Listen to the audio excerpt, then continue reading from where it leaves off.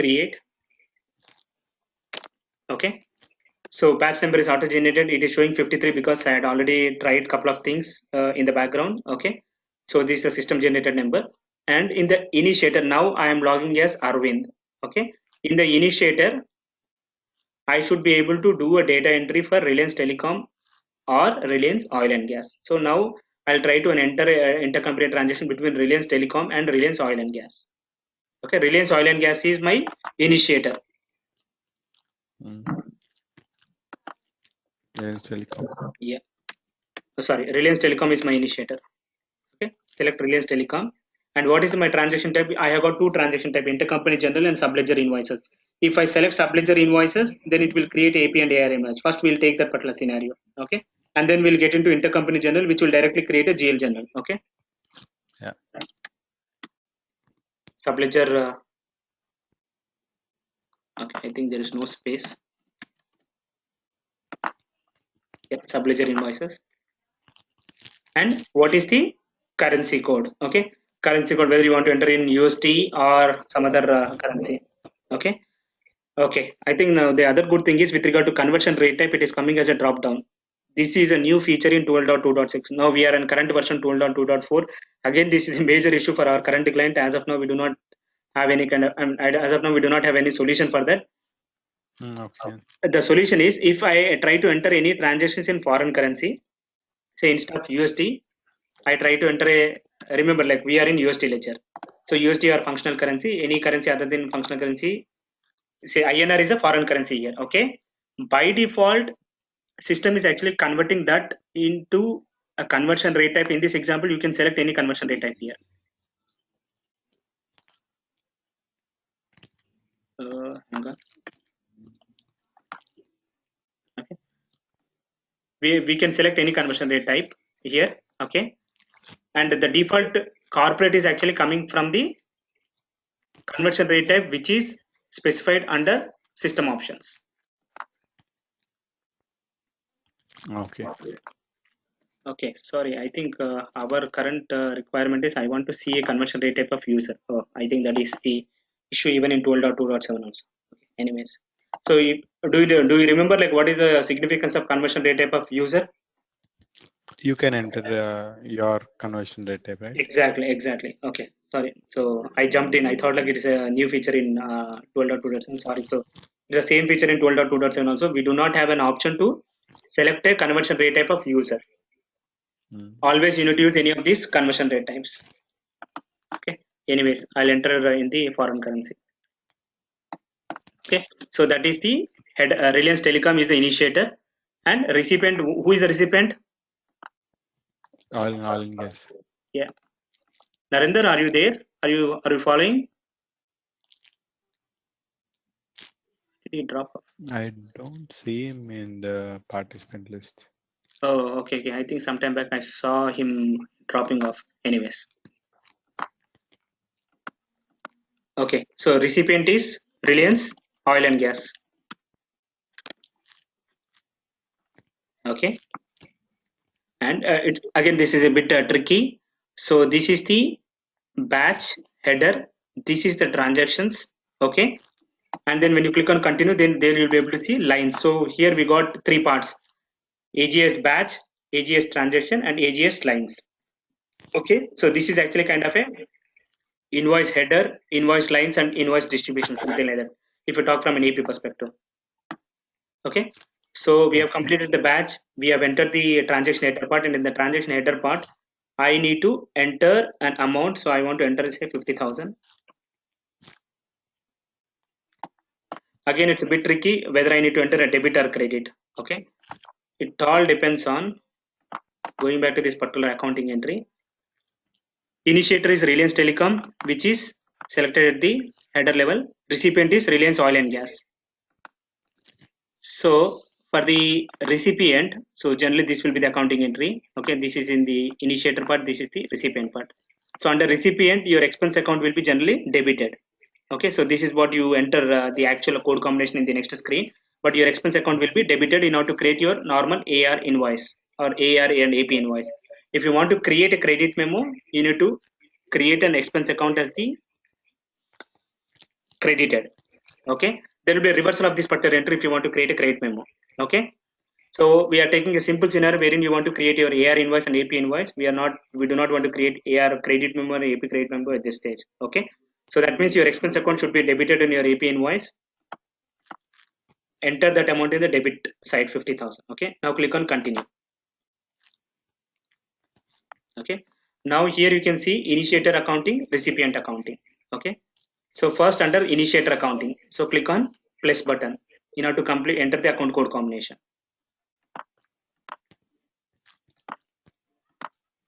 Okay, so if you remember, I mentioned that under initiator accounting, this intercompany receivable and intercompany payables are generated by the system. Okay, only thing is what you need to enter is this revenue account and expense account. Okay, so under initiator you need to enter the revenue account. Okay, and you need to credit that. So pick up any revenue account code combination.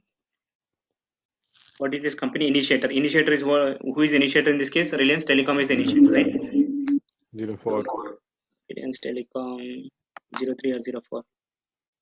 04. Okay. 04.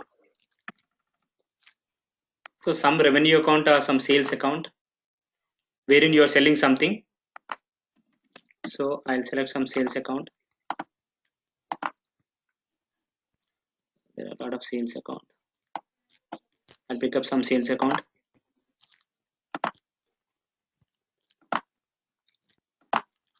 Okay. So revenue should be credited. Okay. Enter the 50,000. Okay. And enter some description. Sale to Reliance Oil and Gas. Now recipient, which is the AP part. Click on plus button.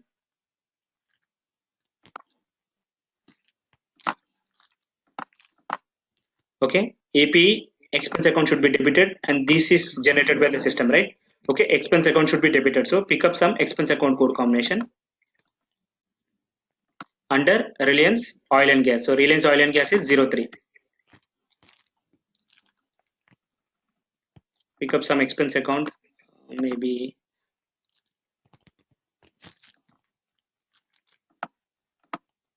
so ideally when Reliance Telecom is selling something, you are purchasing that and it is an expense for you. So it could be any expense account. Check if there is any expense account. Okay, there is some expense account here. Pick up that.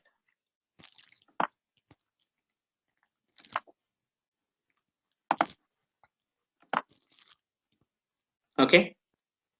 Okay. Enter the amount. This should be a debit side. So at the top, you are able to see the other side from the what do you call initiator side. Okay, and enter the description: purchase of goods from Reliance Telecom. Okay, and now click on submit button. So you have completed the batch part, transaction header part, and transaction lines part, and clicking on submit button. So now you are trying to submit this particular AGIS transaction for approval to recipient. So it all depends And on if you have enabled the approval at the transaction type level or not. Okay, yeah. see, at the above, why is it showing recipient as oil and gas? Yeah, recipient is oil and gas, right? If you go back to my previous screen, Reliance Oil and Gas is the recipient, Reliance Telecom is the initiator. Ah, right. Sorry. I was thinking that it was showing the initiator thing. Fine. Okay, initiator is Reliance Telecom, recipient is Reliance Oil and Recipient is Gas. oil and gas. Yeah. Okay, click on submit. So 53 batch was submitted. Okay, now what did we do for subledger invoice? Did we say approval or yes or no? Double check. Subledger, yes. Subledger approval required is yes. Okay, Okay. so now go back to transaction. 53 is our batch number. Yeah. Okay, so if you click on this update, here you can say it is sent. Okay, so that means when you say the first stage is sent, that is sent for an approval. Okay, just wait for a couple of minutes and we need to see the approval as received. So sent is nothing but you have just sent that particular intercompany transaction for approval to Rohit, and once you see the status as received, okay, it is received. That means now Rohit has received this approval notification. Now we need to log in as Rohit and approve this intercompany transaction. It just takes a couple of seconds to change the status from sent to received. Okay. Okay. Now I'll show you why we need to log in as Rohit. He has to approve it. Yeah, because if you remember in the AGIS security setup, we have mentioned that Rohit is the person who has approval access to approve this intercompany transaction. Yeah. Okay, now I'll log in as Rohit. Let me check his user ID password. I had already pinged him sometime back to get his user and password.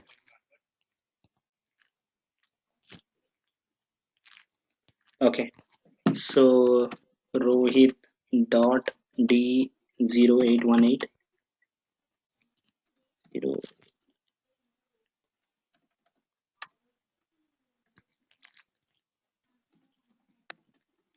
Okay, now click on login. So here you can see notifications. Click on that. Here you can see inbound 53 transaction 1. Click on that. Here you can say from Varaganti Arvind to Rohit. This is the notification for $50,000. Okay, and he is able to see only the recipient accounting. He is not able to see the other side, initiator accounting. If you want to see that, you need to log into AGIS module and query for this particular batch. Okay, he can either approve, reject, or reassign. So in this example, we'll go with an approval. If he rejects that, okay, again there are a couple of limitations in AGIS module. If I click on reject, okay, ideally in a normal world, what is your expectation? Arvind should receive a for your information notification saying that Rohit has rejected the what do you call the AGIS inbound transaction. Am I right? Right. That happens in the case of GL. Okay, in the case of GL, when GL are in, I think even other supply chains also, when you send journal for an approval and they do not approve, or when they reject that, you will get a notification saying that the originator will get a notification saying that somebody is actually rejected. But unfortunately, this is again a limitation in AGS as a standard functionality. If a approver rejects that, I will not get any notification. Okay, so somehow I need to follow up, or I need to log into the system, okay, query for this 53 batch, and then I should be able to see the status as rejected. Okay, that is the first limitation. Okay, Okay. and the second limitation is in GL also. Once you enter a journal, it goes to your manager. If your manager approves, first thing is you get a notification, and then you can very well, he would have rejected that because some information is missing in your journal, or your journal amount is not correct, or your account code commission is not correct, or something like that. So you can very well go to the particular same journal and edit that, and you can resubmit the journal for an approval. Mhm. Okay, but in the case of AGIS, once it is rejected, it is done and dusted. Okay, when he is rejecting, he's going to put some kind of a comment saying that in the rejection region he's going to put some comments. Okay, that's it. This particular transaction is done and dusted. You need to again create this particular batch from fresh. Ah, is it? That is another drawback. That is a second drawback. That is really a very pain area. Again, our users do not like that particular functionality, but at least now, like this AGS intercompany transaction is actually kind of a centralized in US. Had it been a scenario wherein like your transactions are being entered by people, and all these 5 people who are entering this transaction sit in the same building, so at least they can talk to each other. But had it been a scenario wherein like now we are actually trying to what do you call, roll out this to global users, again all these noises will again come up now. Oh, why system is not providing such kind of a basic functionality? We need to again maybe go for some kind of a customization to bring in that for your information notification. Can you copy an existing invoice? You cannot. That is another unfortunate thing. That is possible in GL. That is possible in AR, but not in Yeah. AGS. So it's really a pain area if you want to recreate that. But of course, there is a good thing is in AGS also similar to GL, we have got something called Web ADI. So Okay. most of the users are actually using a web ADI. So if it is rejected, then they just use the same. And once they upload a web ADI transaction, whether it's a GL or AGS, they actually save all these web ADIs templates.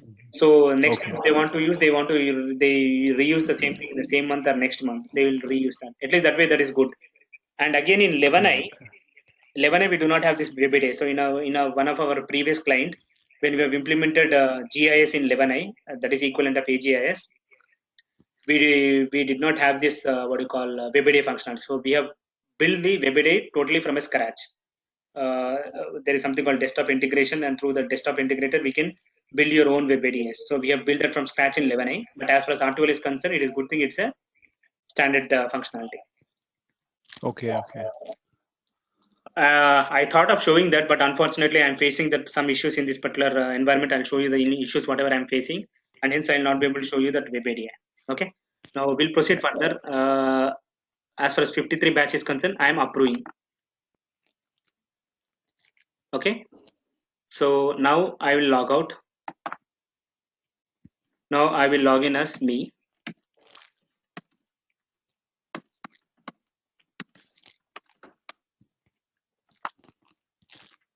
See, if I go to notifications, I do not see any for your information notification saying the 53 batch is approved. There is one, right? The second one. One sec, let me go there. No, those are actually different. Not related to this. I can go you there. I can go there. Stock pad, bank account assigning authority. These two are not related to us. And you can see the Okay, date: okay. 2nd of October, 4th of October. Because when you logged in into Rohit's name, we see something called stock pat over there also. Yeah. So that is different. Okay. Okay. Change approve notification something. Okay. Now go to AGIS transaction. Okay, and there are two things. One is transaction outbound and transaction inbound. Okay, always as an initiator when when trying to create a transaction, I should use transaction outbound. Rohit, if he when he want to approve that particular transaction, okay, he can directly approve it from the approval notification, or if you want to review that particular transaction, he need to go to transaction inbound and query for that particular. He need to go to that inbound and query for that particular batch in order to view further. Okay, Okay. because Yeah. inbound, as the name itself says, it is coming inbound. It is coming into, I mean, his notification queue or something like that. Outbound, you are actually sending. Okay. Got it. Yeah. Okay, 53. Here you can see. Oh, still saying received. Do we need to wait for another couple of minutes? Yeah, I think now it's good. It's approved. Okay, so it took, as I said, that there is a back workflow which is running in the background, which is actually changing the status from sent to received to approved. Okay, so after waiting for just 1 or 2 seconds, I think we are able to see the status is approved. Okay, now this particular Yeah. transaction AGS batch is approved. As it is approved, okay, I mean, you can even reverse that. I mean, that's another scenario, like wherein if you feel that at this stage, no, you made some mistake, you cannot update this particular transaction. Only option left is to reverse that. Okay, but we'll not get into that for a while. Now it is approved. Now I need to run a program which will send this particular data from AGS to AR. Remember, the first thing is you need to send it to AR, and only once the transaction is created in AR, then only you need to run another program which will push the data to AP. Unless and until the invoice is created in AR, if it gets stuck in AR interface table, then AP invoice will not be created. The main reason for that is, as I mentioned earlier, system is using the AR invoice number to generate AP. So when you run your program to push it to AP, what it is checking is, first it is going and checking what is my batch, AGS batch, and then it is checking for that particular AGS batch whether the corresponding AR invoice is created. Obviously, there are links in the background in the tables. It is checking whether the AR invoice is created. Only once the AR invoice is created, then your program is pulling that particular data and creating your AP invoice. Okay. Okay. Okay. So here you have seen the stages as sent, received, Received. approved. Okay. Now we'll try to run the AR program and come back here and check the status. View, request, submit new request, transfer transactions to receivables.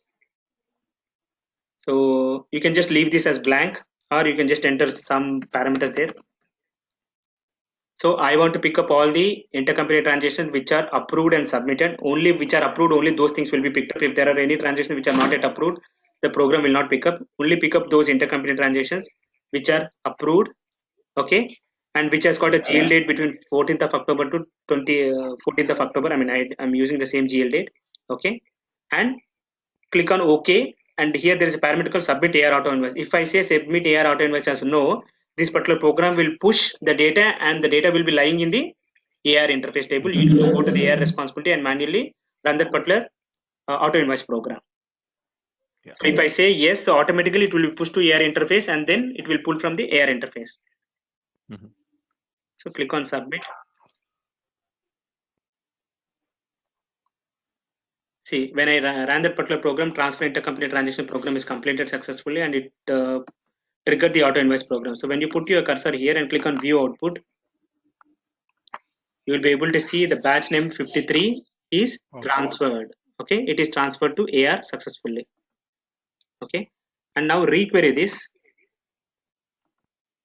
Here you can see the status is transferred to receivables.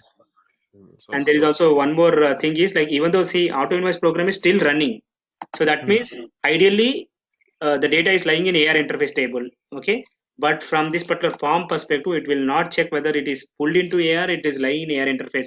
As long as the data is lying in AR interface table, it will show the status as transferred to receivables. So that is also one of the understanding issue. Okay.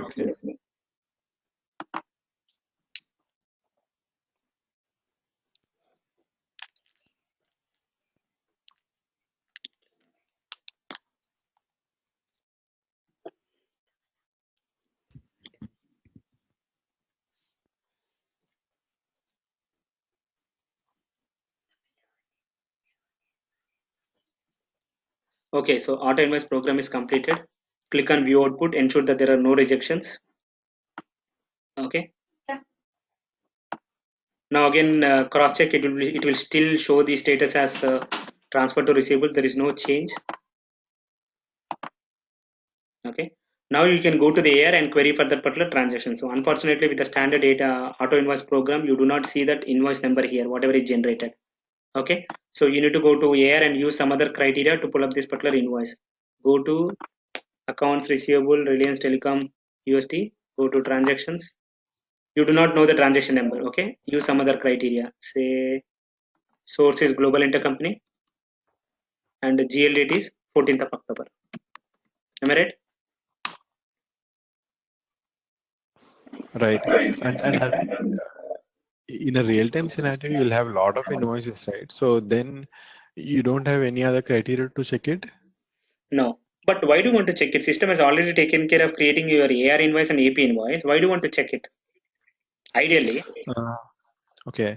you need See, to run some reports. So one. when I say you cannot check here, option is you can run some reports in AGIS module, which will show that these are all the batches and this is the corresponding AR invoice number.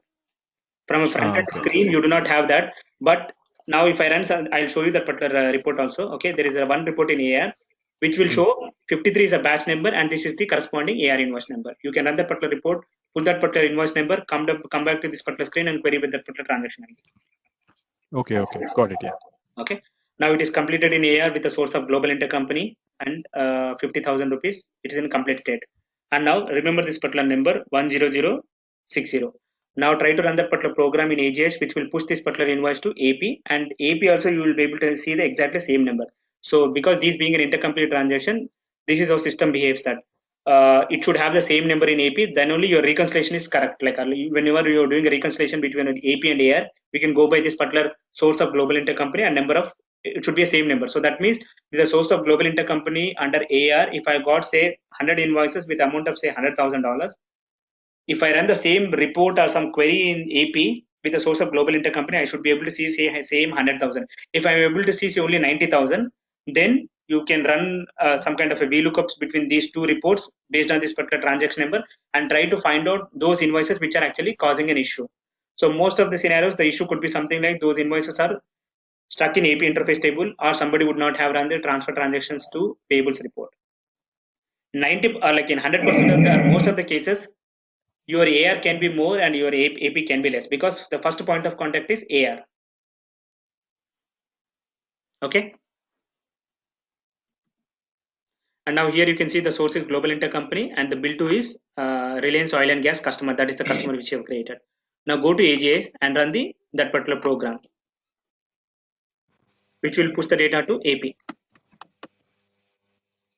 Transfer transactions to payables.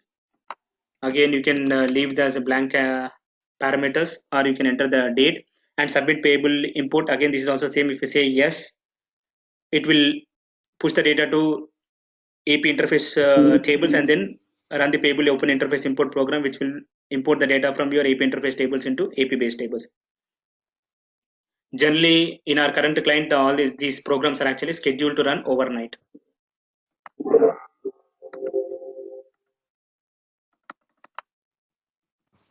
Okay, again, you can see transfer intercompany transaction to payables program. Click on view output. You will be able to see that particular 53 batch, which is in a transfer status. Okay.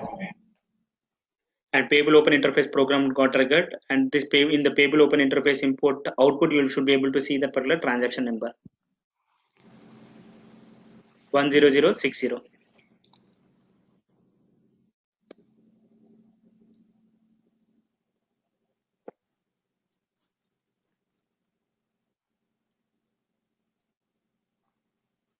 Okay, see 10060 invoice got created in AP with a vendor name Reliance Telecom vendor. You can go to AP and check for that.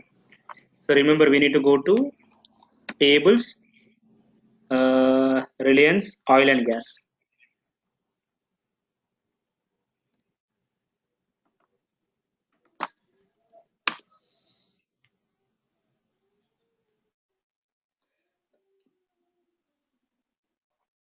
Okay, so this is created. Here you can see vendor name is Reliance Telecom vendor, and you can see this is the invoice number. You can validate, or you can do an accounting, and this is the next process. You do validate, okay, and do an accounting, and this will be pushed to your GL. Okay, I'll show you the accounting entries, actions, create accounting.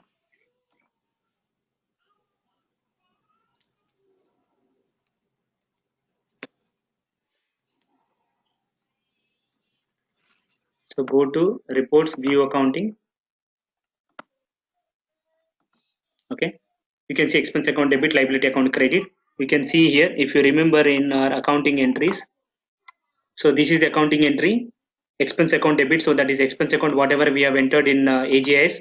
Okay, that account got debited. And as far as the liability intercompany payables is concerned, you can see the intercompany payable account, whatever we have specified in our intercompany setup. So that's got credited with the intercompany segment of 04. You can see that.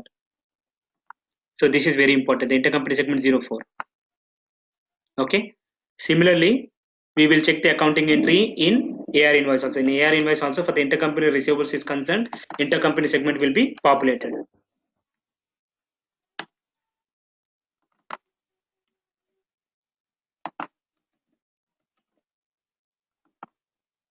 Tools, create accounting.